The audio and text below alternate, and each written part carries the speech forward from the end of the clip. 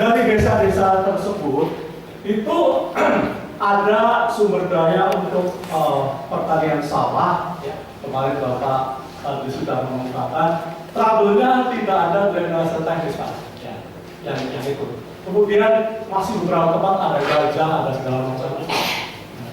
Ada kebun, kakao dan segala macam. Ada lahan itu. Ini masalahnya ada konflik dengan gajah. Kemudian juga yang sangat utama sekarang adalah coklat itu begitu kecil, hitam, rontok. Ya. Jadi yang kita tunggu di coklat tadi ini Pak Sugri ya. Ya, itu problem utama karena tadinya itu ya. Sehingga sekarang banyak bergeser ke karet sawit. Tapi ternyata gajah itu sangat suka dengan sawit-sawit muda. Ya, buat nyamikan sama dia. Kemudian peternakan itu di sana banyak itu lembek, ya, kebel, ya, kambing ada sedikit, ayam ada sedikit. Lembek sama kebel itu paling untuk megang nanti kalau kerbau sama sapi. Ya, kerbau sama sapi itu, kebel sama kebel itu banyak sekali di semua titik desa tersebut. Nah, tetapi itu kebanyakan dilepas. Ya. Kemudian ada juga potensi engkut. Ya. Engkut di sini yang secara alami itu ketikan. Yang paling banyak itu adalah yang ditanam itu nila karena bantuan dari pemerintah. Tapi secara alami itu yang banyak itu limber dan bacet. Ya. Hanya limber dan bacet itu nggak ada bibitnya, dia masih dari alam, dikumpul, ditaruh di kolam. Nah, kolam-kolam ini tipikal airnya sangat sedikit karena di pegunungan. Kecuali di tetangga kita di Nagan itu airnya perendahannya sangat besar. Jadi tipikalnya harus sesuai dengan yang ada di situ. Nah, jadi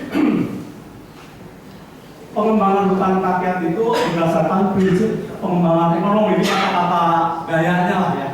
Nah, jadi sebetulnya kita tahu di masyarakat sama aja di kita juga kan, semua juga seperti itu. Itu selalu kita butuh pendapatan harian, pendapatan mingguan, pendapatan bulanan, pendapatan tahunan. Bahkan kawan saya ada pepatahnya di.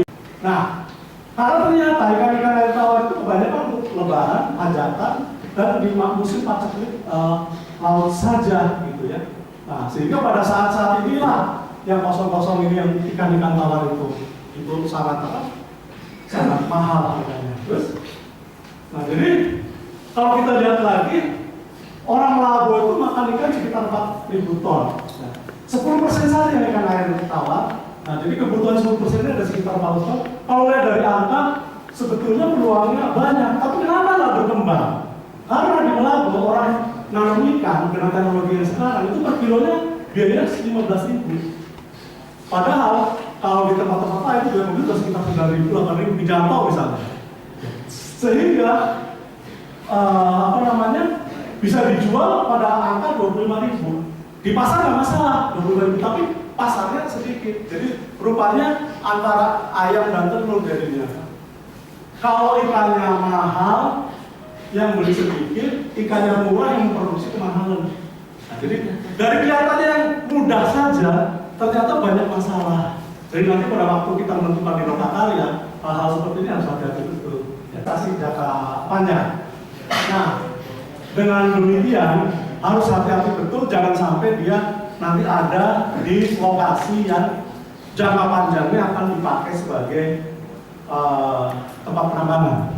Ya, karena ini termasuk investasi jangka panjang, bukan seperti engkut, kebel, lebel yang tadi. Ya.